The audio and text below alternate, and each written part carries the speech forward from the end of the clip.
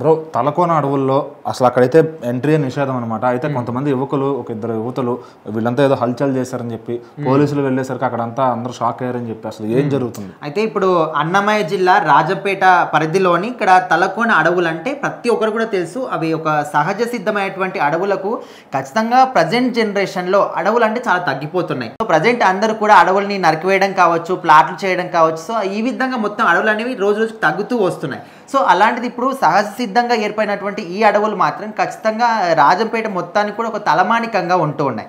So ఎప్పటి నుంచో కూడా ఇలాంటి ఒక దట్టమైన అడవిలోకి ఖచ్చితంగా సామాన్య ప్రజలకు కావచ్చు ఎవరు కూడా ఎంట్రీ ఉండదు. సో ఎవరో కొందరు అందరు అధికారుల దగ్గరికి వెళ్ళి పర్ఫెక్ట్గా అన్ని అనుమతులు తీసుకున్న తర్వాతనే ఇక్కడికి ఎంట్రీ అనేది ఉంటుంది. అది కూడా కొంతమంది గవర్నమెంట్ ఆఫీసర్స్కి మాత్రమే.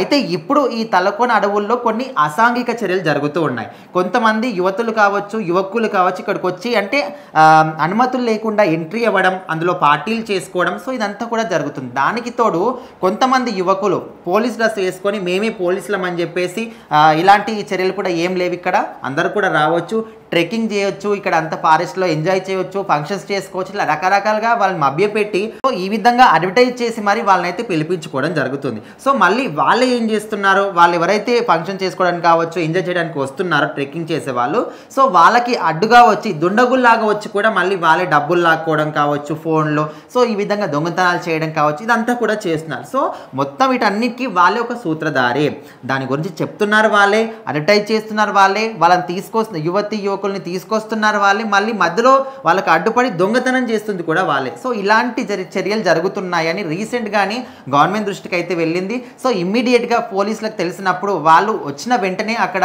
ఇద్దరు యువతులు కనిపించడం జరిగిందంట.